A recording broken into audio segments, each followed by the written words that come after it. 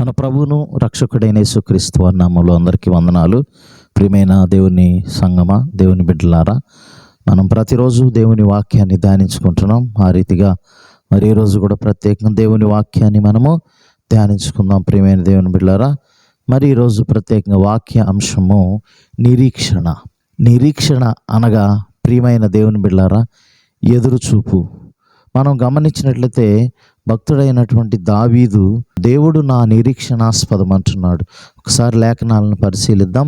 71వ కీర్తన 5వ వచనం గమనించినట్లయితే, నా ప్రభువా యెహోవా నా నిరీక్షణాస్పదము నీవే, బాల్యము నుండి నా ఆశ్రయము నీవే. ప్రియమైన దేవుని బిడ్డలారా, ఇక్కడ మనం గమనించినట్లయితే నా నిరీక్షణాస్పదము నీవే అని అంటున్నాడు. దావీదుకు తెలుసు దేవుని యెడల విశ్వాసం, దేవుడు తనను బలపరుస్తాడని, దేవుడు తన రాజ్యంలో ఉంచుతాడని, ఆయనే ప్రతి సమస్యలో నుంచి విడిపించి బలపరిచి ఆయన కాపాడుతాడని ఒక ప్రత్యేకమైనటువంటి ఆ ధైర్యము దావీదులో ఉంది. కాబట్టి ప్రియమైన దేవుని బిడ్డలారా, నిరీక్షిస్తాం అన్నాడు.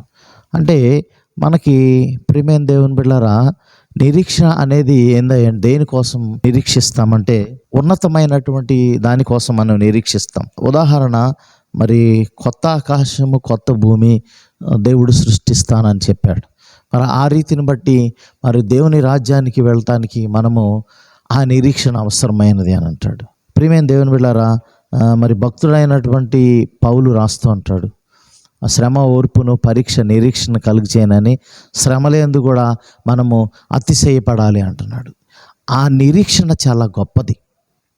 అనగా దేవునితో ఉండబోతున్నాము, దేవుని సన్నిధిలో ఉండబోతున్నాము, ఆ పరలోక పట్టణంలో ఉండబోతున్నాము, ఆ నూతన యెరూషలేం పట్టణంలో ఉండబోతున్నామని ఒక నిరీక్షణ మనకు ఉంది. కాబట్టి మనం ధైర్యంగా ఉండాలనేది భక్తులు తెలియజేస్తూ ఉన్నాడు. అందుకని ప్రియమైన దేవుని బిడ్డలారా, తెస్సలోనికీయులకు రాసిన పత్రికలో మనం గమనిస్తాం. 1వ తెస్సలోనికీయులకు రాసిన పత్రిక 4వ అధ్యాయము 13వ వచనంలో మనం గమనించినట్లయితే, సహోదరులారా, నిరీక్షణ లేని ఇతరుల వారే మీరు దుఃఖపడకునే నిమిత్తము నిద్రించుచున్న వారిని గూర్చి మీకు తెలియగుండుట మాకు ఇష్టం లేదు. ప్రియమైన దేవుని బిడ్డలారా, ఇక్కడ మనకి ఆప్తులు, మనతో ఉన్నవారు, మనకి అత్యంత సన్నిహితులైన వారిని మనం ఈ లోకంలో కోల్పోయినప్పుడు ఆ కలిగే బాధ వేరుగా ఉంటుంది. పరిశుద్ధాత్ముడు మనకు ఆదరణకర్తగా ఉండి మనల్ని ఆదరిస్తూ ఉంటాడు. ఆ క్రమంలో ఈ వాక్యాన్ని తెలియజేస్తూ ఉన్నాడు. మరి నిద్రించున్న వారిని గురించి మీకు తెలియకుండటం మాకు ఇష్టం లేదు. నిద్రించున్న వారంటే శాశ్వతమైన నిద్ర, అంటే ఈ లోకం విడిచి వెళ్ళిపోయిన వారి గురించి మాట్లాడుతున్నాడు. సో ప్రియమైన దేవుని బిడ్డలారా, ఒకసారి 14వ వచనంలో మనం గమనించినట్లయితే, యేసు మృతి పొంది తిరిగి లేచినని మనము నమ్మిన యెడల అదే ప్రకారం యేసునందు నిద్రించిన వారిని దేవుడు ఆయనతో కూడా వెంటబెట్టుకుని వచ్చును. ప్రియమైన దేవుని బిడ్డలారా, ఇక్కడ మనం గమనించినట్లయితే ఆ నిద్రించిన వారి గురించి మాట్లాడుతూ ఉన్నాడు. చూడండి, యేసు మృతి పొంది తిరిగి లేచిన మనం నమ్మిన యెడల అంటున్నాడు. అంటే ఈ నిరీక్షణ ఎవరి కొరకు?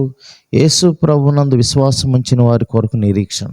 అంటే ఎవరైతే యేసు ప్రభు మరణించి తిరిగి లేచాడని నమ్ముతారో వారు ఈ నిరీక్షణలో పాలుభాగస్తులు అవుతారు. అంటే ప్రభువారు వచ్చినప్పుడు యేసునందు నిద్రించి ఎవరైతే ఉంటారో దేవుడు ఆయనతో కూడా వెంట పట్టుకుని వస్తాడు అని ఇక్కడ తెలియజేస్తున్నాడు. కాబట్టి ప్రియమైన దేవుని బిడ్డలారా, మనము మరి అక్కడ తెలియజేస్తున్నాడు 16వ వచనంలో, ఆర్భాటంతోనూ ప్రధాన దూత శబ్దముతోనూ దేవుని బూరతోనూ పరలోకము నుండి ప్రభు దిగివచ్చును. క్రీస్తునందుండి మృతులైన వారు మొదట లేతురు. మా మీదట సజీవులమై నిలిచిండు మనము వారితో కూడా ఏకముగా ప్రభుని ఎదుర్కొనుటకు ఆకాశ మండలమునకు మేఘముల మీద కొనుపోబడుదుము. కాగా మనము సదాకాలం ప్రభుతో కూడా ఉందము. కాబట్టి మీరు ఈ మాట చేత ఒకరినొకడు ఆదరించుకునుడి అంటున్నాడు. కాబట్టి ప్రియమైన దేవుని బిడ్డలారా, మనకు ఒక నిరీక్షణ ఉంది.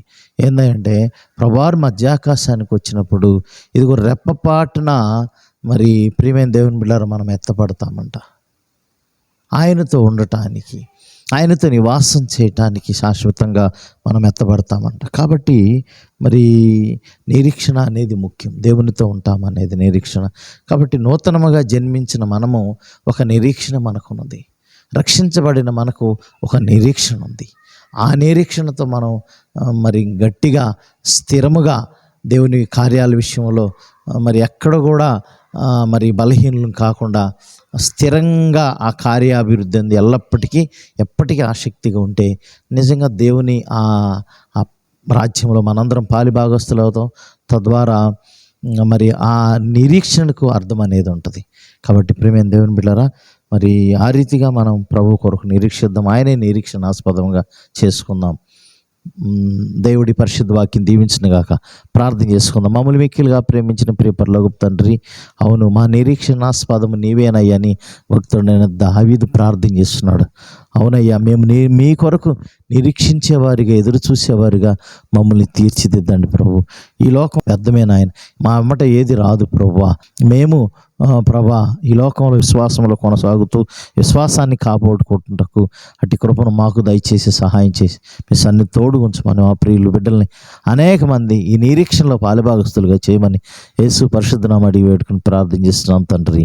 ఆమేన్. మన తండ్రి అయిన దేవుని ప్రేమ, ప్రభువైన యేసుక్రీస్తు వారి కృప, పరిశుద్ధాత్మని సహవాసం ఇక్కడ చేరి మనకును సకల పరిశుద్ధులకు ఎల్లప్పుడూ తోడే నడిపించును గాక.